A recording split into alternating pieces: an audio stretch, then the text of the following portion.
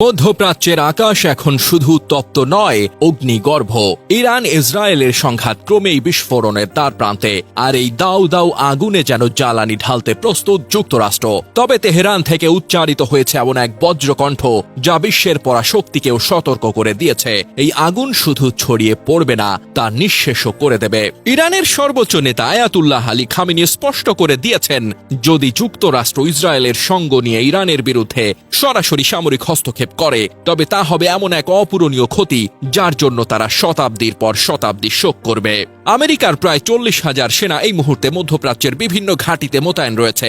Bahrain, কাতার, Saudi আরব, Jordan, যেখানে যুক্তরাষ্ট্রের সামরিক ঘাঁটি সেখানে ইরানের চোখ ধাঁধানো ফতেহ 110, জুলফাকার ও শাহাব ক্ষেপণাস্ত্র প্রস্তুত। আমেরিকান গোয়েন্দা কর্মকর্তারাই বলছেন, ইরান এই মুহূর্তে তাদের পারমাণবিক স্থাপনার চারপাশে ক্ষেপণাস্ত্র এবং ড্রোন মোতায়েন করে রেখেছে।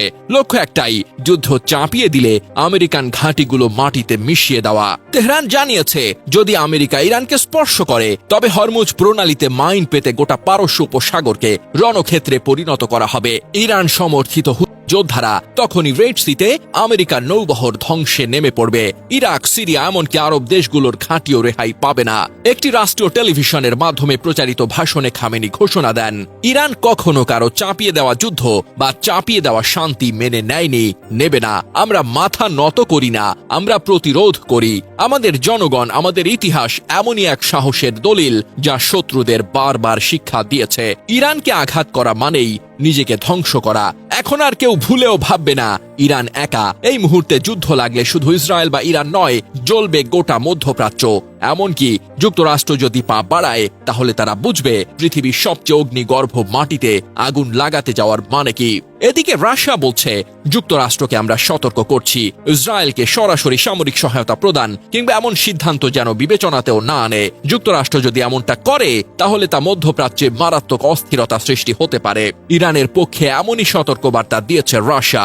18 জুন বুধবার রাশিয়ার উপপররাষ্ট্রমন্ত্রী সের্গেই রিয়াবকভ বার্তা সংস্থা ইন্টারফ্যাক্সকে দেওয়া বিবৃতিতে এই সতর্কবার্তা দেন। তিনি জানান, মস্কো বর্তমানে ইসরায়েল ও ইরানের সঙ্গে সরাসরি যোগাযোগ রাখছে এবং সংঘাত প্রশমনে কূটনৈতিক প্রচেষ্টা চালাচ্ছে।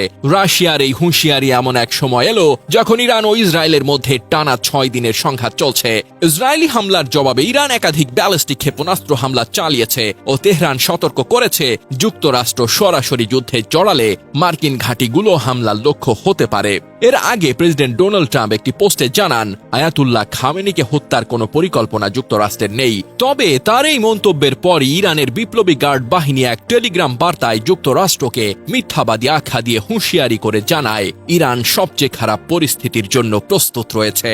বার্তায় বলা হয়, সবচেয়ে খারাপ পরিস্থিতি হবে সবচেয়ে কঠিন পরিস্থিতি, যা শুধু যুক্তরাষ্ট্র নয় বরং সমগ্র পশ্চিমা স্বার্থের ওপরই ভয়াবহভাবে আঘাত হানবে। খামেনি তার বক্তব্যের শেষ দিকে বলেন, এই অঞ্চলের রাজনীতির সঙ্গে যারা পরিচিত তারা জানেন, এই সংঘাতে যুক্তরাষ্ট্রের যে কোনো অংশগ্রহণ তাদের জন্য ভয়াবহ ক্ষতির কারণ হবে। ইরানের বিরুদ্ধে আসা কোনো আঘাতের চেয়ে তার পরিণতি অনেক ভয়াবহ হবে।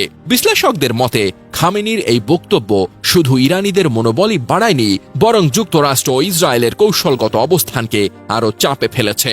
মধ্যপ্রাচ্যের এই সংকটময় পরিস্থিতিতে নতুন করে বড় ধরনের সংঘর্ষের আশঙ্কা আবারও মাথাচাড়া দিয়ে উঠেছে।